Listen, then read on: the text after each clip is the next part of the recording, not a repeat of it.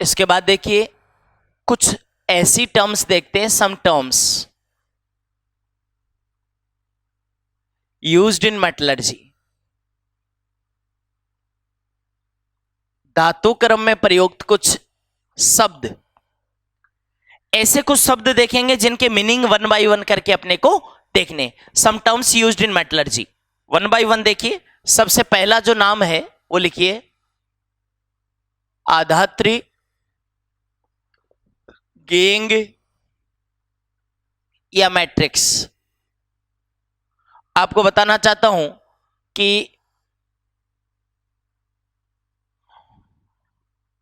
ये English words है, ठीक है ना। आधात्री गेंग या मैट्रिक्स की बात करें अपन, क्या मतलब है थोड़ा थोड़ा करके थोड़ा फास्ट लिख लो। अयस्क के साथ उपस्थित, अयस्क के साथ उपस्थित अवांछनीय अशुद्धियों को आधात्री गेंग या मैट्रिक्स कहा जाता है। इसका मतलब है एक तरह से इंप्योरिटी ही है ये, क्लियर, ये अशुद्धियां हैं और कुछ नहीं, ठीक है। इसके बाद में थोड़ा सा देखिए कि ये जो अशुद्धियां हैं जिनको आपने आधात्री कह दिया है, बेटा जी ये जो अशुद्धियां हैं इनको दो प्रकारों में बांटते रहे। कुछ होती है वाष्पशील और कुछ होती है अवाष्पशील, ठीक है। वोलेटाइल इंप्योरिटीज और दूसरी होती है non volatile impurities, non volatile impurities.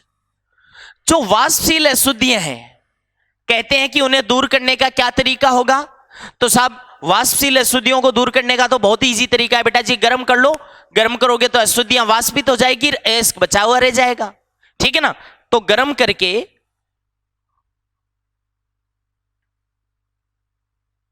दूर किया जा सकता है। इनको कैसे दूर करोगे, गर्म करके दूर कर सकते हैं, वाष्पित कर दिया जाता है, गर्म करके दूर करते हैं और अशुद्धियां क्या हो जाती है, वाष्पित हो जाती। अब बात आती है नॉन वोलेटाइल यानी अवाष्पशील, जो वाष्प में इजीली नहीं बदलती है। ऐसी अशुद्धियों का क्या करें, तो ऐसी अशुद्धियों को दूर करने के लिए बेटा जी आप क्या करोगे, कहते हैं कि इस स्थिति में एक अतिरिक्त पदार्थ मिलाना पड़ता है, गालक मिलाकर। इनको दूर करने का क्या तरीका है, गालक मिलाकर दूर करते हैं, गालक मिलाकर दूर करेंगे भैया इनको, ठीक है ना। ओके, तो यहां से एक नया शब्द मिल गया गालक, नंबर 2 गालक। इसको कहते हैं फ्लक्स, ध्यान रहे क्या कहेंगे, फ्लक्स कहते हैं इसको। क्या मतलब होता है थोड़ा सा लिखो। गालक वे पदार्थ हैं जो आधात्री के साथ मिलकर, और आधात्री भी कैसी, अवाष्पशील, जो आधात्री के साथ मिलकर एक गलनीय पदार्थ धातुमल बना देती है। दोबारा सुनो, गालक वे पदार्थ हैं जो आधात्री के साथ मिलकर एक गलनीय पदार्थ धातुमल बनाते हैं तथा इस प्रकार अशुद्धियों को दूर किया जा सकता है, ठीक है ना। तो गालक क्या है, बाहर से ऊपर से मिलाया जाने वाला पदार्थ है जो क्या कर देता है, अवाष्पशील अशुद्धियों के साथ में मिलकर एक नया पदार्थ बन जाएगा धातुमल, और उसकी सहायता से अशुद्धियां इजीली दूर हो जाएगी। तो बेटा जी गालक या फ्लक्स का मतलब समझ गए आप, लेकिन यहां से एक चीज पता चली कि ये जो गालक है, ये जो गालक है वो आधात्री के साथ में मिलकर हमेशा क्या बना देता है, धातु मल बना देता है। इंग्लिश टर्म ध्यान में रखो, इसको स्लेग बोलते हैं, ठीक है ना। गालक मतलब फ्लक्स, आधात्री गेंग या मैट्रिक्स, और धातुमल क्या है, स्लेग है। अब आप नोट डाल के थोड़ा सा 2-3 बातें इस धातुमल के बारे में बीच में ही लिखेंगे अपन। अच्छी बात है बेटा जी, धातुमल के बारे में क्वेश्चंस बन जाते हैं, स्टेटमेंट बन जाते हैं। जैसे नोट नंबर 1, पहला एक क्वेश्चन पूछा जाता है कि यार धातुमल के रूप में अशुद्धियों को दूर करना आसान कैसे हो गया। तो मैं बताना चाहता हूं कि बेटा जैसे अयस्क और आधात्री ने मिलकर आधात्री और एक आपने क्या मिला दिया, गालक, और आधात्री ने मिलकर धातुमल बना दिया। अब आधात्री का मतलब क्या है, अशुद्धि है ना, इस अशुद्धि को दूर ही तो करना है। तो क्वेश्चन पूछा जाता है कि यार धातुमल के रूप में अशुद्धियां आसानी से दूर कैसे हो गई। तो इसकी दो विशेषताएं हैं। क्वेश्चन पूछता है कौन सी विशेषताएं धातुमल की है जो इसको अशुद्धियां दूर करने योग्य बनाती है। वो विशेषताएं तो नोट नंबर 1 में लिखो, निम्न गलनांक व निम्न घनत्व, low melting point and low density. निम्न गलनांक व निम्न घनत्व होने के कारण धातुमल आसानी से पिघला हुआ रहता है तथा सतह के ऊपर आ जाता है। अरे दोनों चीजें समझो कि आपका अयस्क तो पिघला ही नहीं, उससे पहले ये पिघल गया, और कम घनत्व होने के कारण से ऊपर भी आ गया। मान लो सारा का सारा पिघला हुआ है तो भी सबसे ऊपर ये रहेगा। अब सबसे ऊपर है तो इसको निथार कर बिल्कुल आसानी से अलग किया जा सकता है। तो ये दो विशेषताएं ऐसी है जो धातुमल को अशुद्धियां दूर करने के लिए उपयोगी बनाती है। क्लियर? ओके। नोट नंबर 2 लिखो पहले, कई बार बना धातुमल ताजा बनी धातु को ऑक्सीकृत होने से भी बचाता है। अब इसका क्या मतलब निकला कि बेटा जी ये जो धातुमल है ये पिघल कर ऊपर आ जाएगा, पिघल कर ऊपर आ जाएगा तो मान लीजिए अंत में धातु बन भी गई, धातु बन गई, हाई टेम्परेचर है, इस हाई टेम्परेचर में मान लीजिए ऑक्सीजन के संपर्क में आ गई तो कई बार है ना तुरंत ऑक्साइड बन जाता है, ऑक्सीकरण हो जाता है धातु का। उससे बचाने का काम भी धातुमल करेगा। कैसे? ऊपर ही ऊपर तैर रहा है तो नीचे जो धातु है उसका वायु से संपर्क ही हटा दिया। तो क्या लिखोगे? धातुमल ताजा बनी धातु को कई बार ऑक्सीकरण से भी बचाता है क्योंकि ये सतह के ऊपर आ जाता है जिससे धातु का सीधा ऑक्सीजन से संपर्क नहीं रहता। ठीक है बेटा जी, तो ये बात आ गई। धातुमल के बारे में मैंने बीच में ही बात कर ली। इसके बाद में अपना पॉइंट 2 नंबर जो चल रहा था वो क्या था? गालक। गालक। और इस गालक की अगर अपन बात करें तो बेटा जी 2 टाइप के गालक होते हैं, अम्लीय गालक, अम्लीय गालक और क्षारीय गालक। एसिडिक फ्लक्स और बेसिक फ्लक्स। अम्लीय गालक का मतलब होता है ये स्वयं कैसे होते हैं? अम्लीय प्रकृति के। स्वयं कैसे होते हैं जी? अम्लीय। और क्षारीय गालक स्वयं कैसे होते हैं? क्षारीय होते। स्वयं कैसे होंगे? क्षारीय होंगे। क्लियर? ओके। जैसे एग्जाम्पल SiO2, ये स्वयं अम्लीय है। स्वयं क्षारीय होते हैं जैसे FeO, CaO आदि। अरे धातु ऑक्साइड हैं तो आमतौर पर क्षारीय ही होंगे। ठीक है, लेकिन ये तो हो गए। अब इनका यूज क्या है? तो ये कैसी अशुद्धियों को दूर करने में काम आएंगे? तो अम्लीय गालक ये क्षारीय अशुद्धि दूर करने में प्रयुक्त होते हैं। क्षारीय अशुद्धि दूर करने में प्रयुक्त होते हैं भैया। ठीक है, अब क्षारीय अशुद्धि दूर करने में अगर ये प्रयुक्त होते हैं, जैसे अब ये एग्जाम्पल किसके हैं? अशुद्धि के। तो उल्टा कर दो यार, FeO, CaO ये अशुद्धि के एग्जाम्पल है ना। और ये जो क्षारीय गालक हैं ये किस काम आएंगे?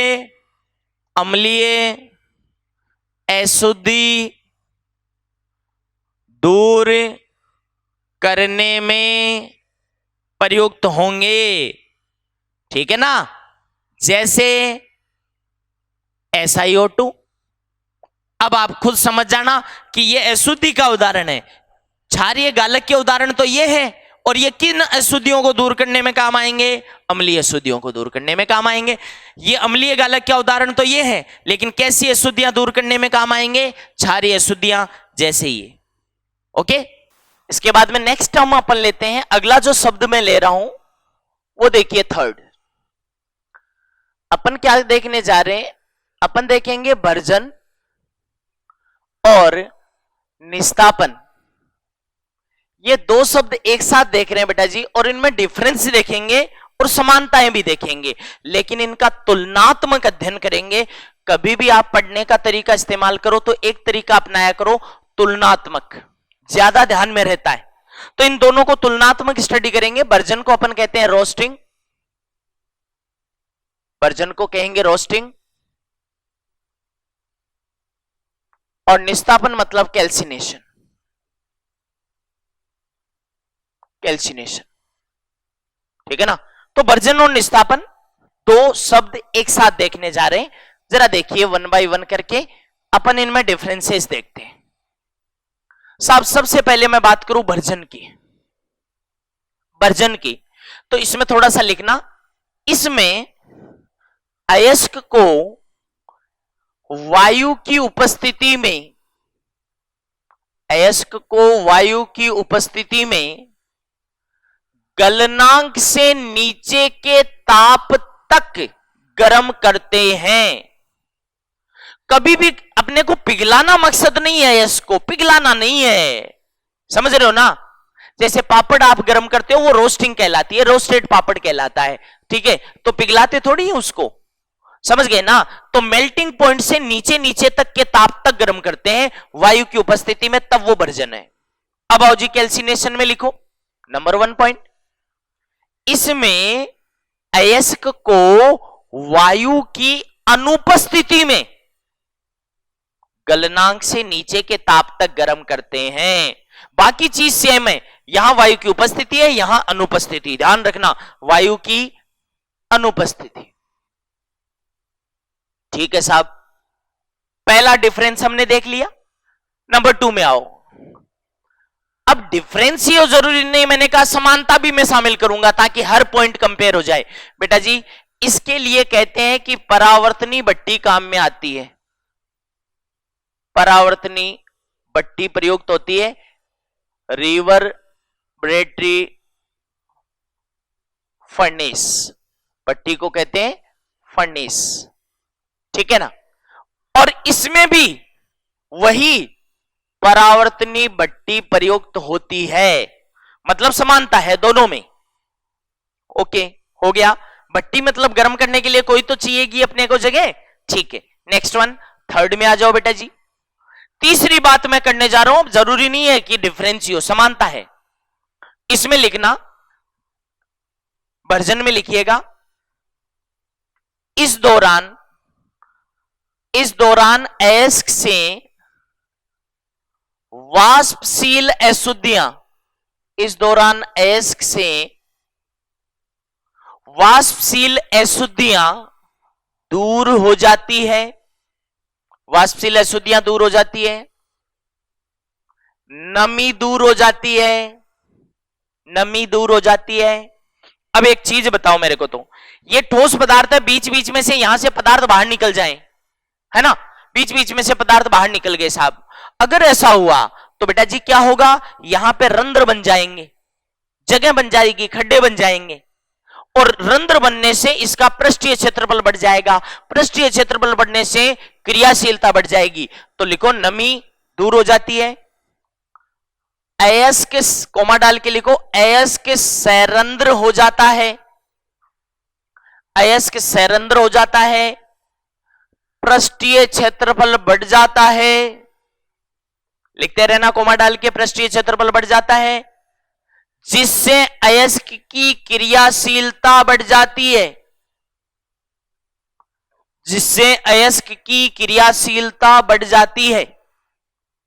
अब आओ 3 नंबर पॉइंट। बेटा जी 3 नंबर पॉइंट ऐसा का ऐसा यहां है, इसलिए सेम लिख दो, चाहे से इसी को रिपीट कर दो। ठीक है ना? मतलब जो प्रक्रिया इधर होती है वो वहां भी होती है। ठीक है साहब, बढ़िया बात है। चौथे पॉइंट में आओ। चौथा पॉइंट ये है कि एंड प्रोडक्ट क्या बनता है वर्जन और निस्तापन का, अंतिम उत्पाद क्या बनता है। तो ध्यान रखना बेटा जी, वर्जन का अंतिम उत्पाद लिख दो, इसका अंतिम उत्पाद धातु ऑक्साइड होता है। इसका अंतिम उत्पाद क्या माना जाता है जी, धातु ऑक्साइड होता है। और इस तरफ भी सेम लिख देना, मतलब निस्तापन का भी उद्देश्य क्या होता है, अंत में धातु ऑक्साइड बनाना होता है। ठीक है जी, नेक्स्ट वन, अगली चीज आ जाओ, पांचवी बात। अब बेटा जी वर्जन है ना, वो किन अयस्कों का करना चाहिए। तो कहते हैं कि आप वायु की उपस्थिति में गर्म कर रहे हो, यानी ऑक्सीजन तो आप दे दोगे और आपको एंड में बनाना है ऑक्साइड। इसका मतलब है अगर किसी अयस्क में पहले से ही ऑक्सीजन नहीं हो, आमतौर पर तब वर्जन करते हैं।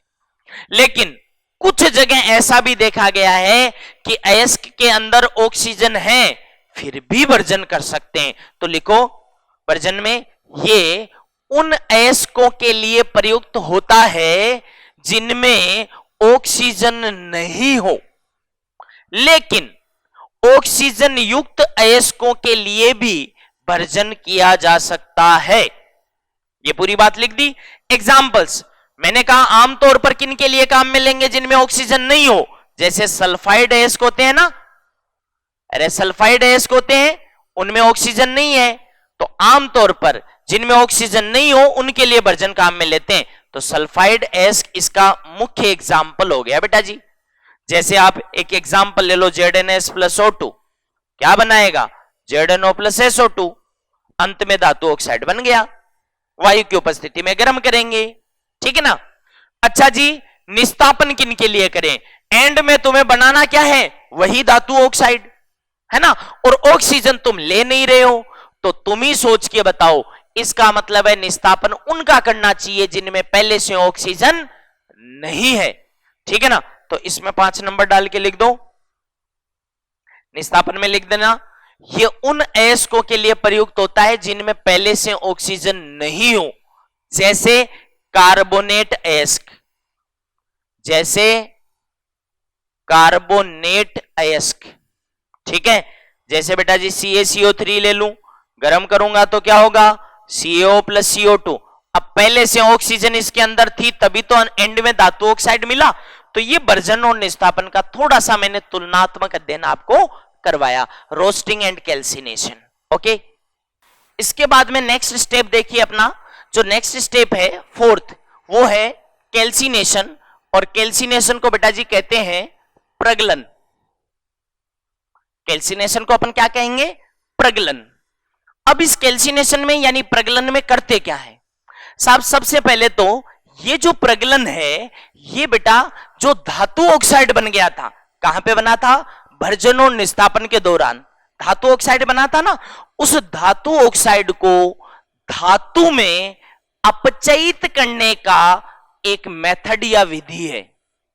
ठीक है ना, ये एक विधि है जिसके द्वारा धातु ऑक्साइड को धातु में अपचयित किया जाता है।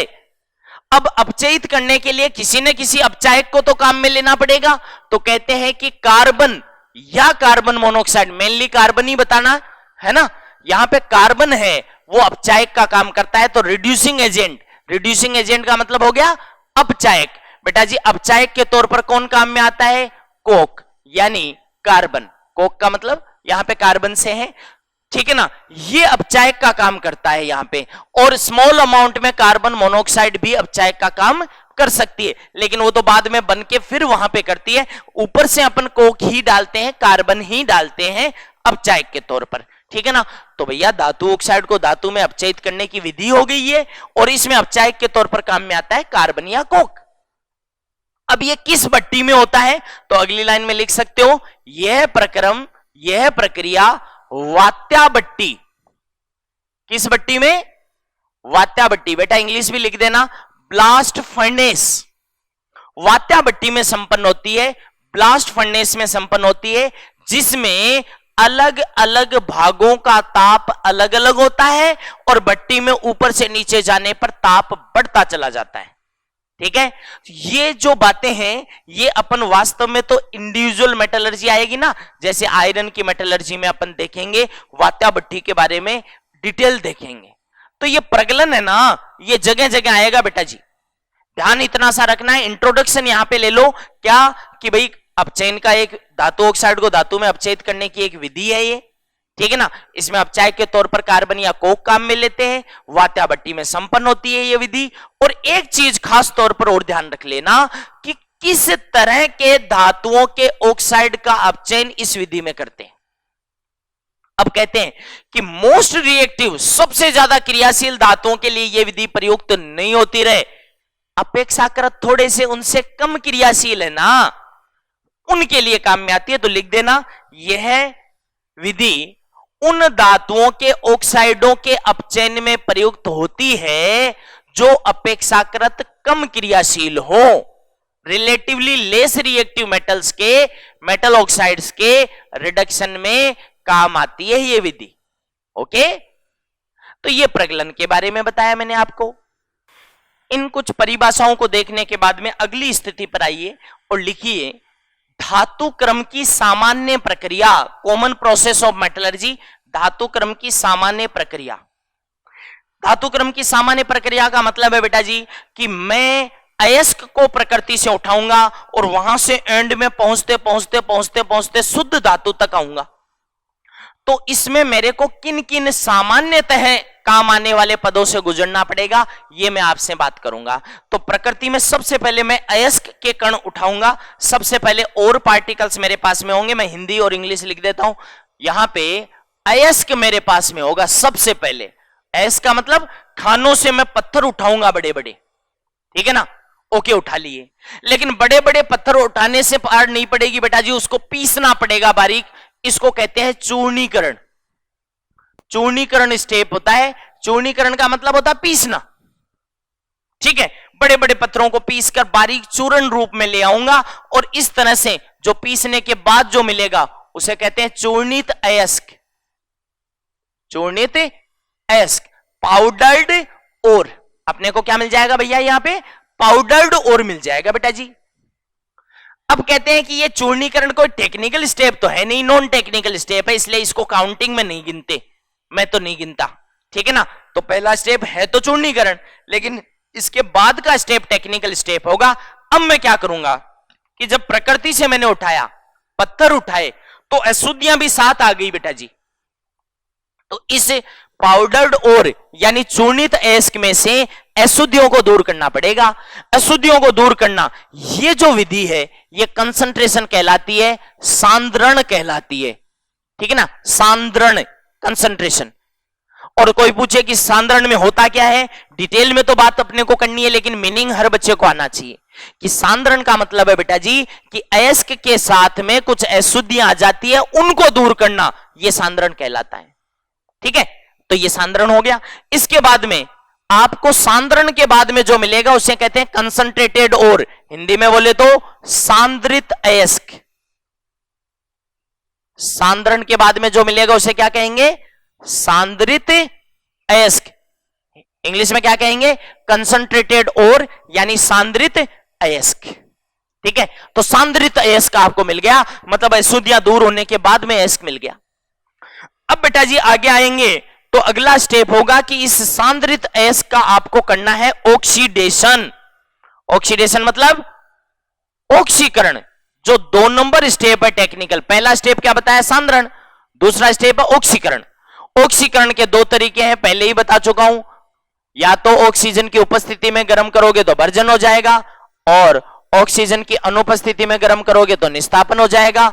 इन दोनों में से जो भी सुटेबल होगा वो मेथड अपन करके ऑक्सीकरण कर देंगे। और आपको याद होगा वर्जन और निस्तापन का जो एंड में प्रोडक्ट बनता है बेटा जी, एंड प्रोडक्ट बनता है, आपको याद होगा धातु ऑक्साइड बनेगा। यहां से क्या बनेगा बताओ, धातु ऑक्साइड यानी मेटल ऑक्साइड बन जाएगा। अभी बात भी हुई है कि वर्जन निस्तापन का एंड प्रोडक्ट क्या बनता है, मेटल ऑक्साइड यानी धातु ऑक्साइड बनता है। अब इस धातु ऑक्साइड का अगले स्टेप में, 3 नंबर स्टेप में हम क्या करेंगे, अपचयन, रिडक्शन कर देंगे। और रिडक्शन से क्या बन जाएगा, धातु ऑक्साइड धातु में बदल जाएगा। लेकिन यह धातु शुद्ध नहीं होगी रे, अशुद्ध धातु होगी, इंप्योर मेटल होगी। लिख देना, अशुद्ध धातु मिलेगी। तो फिर इसका क्या करना पड़ेगा, चौथे स्टेप में और लास्ट स्टेप में मुझे क्या करना पड़ता है, इस अशुद्ध धातु का शोधन या शुद्धिकरण करना पड़ता है, प्योरिफिकेशन करना पड़ता है।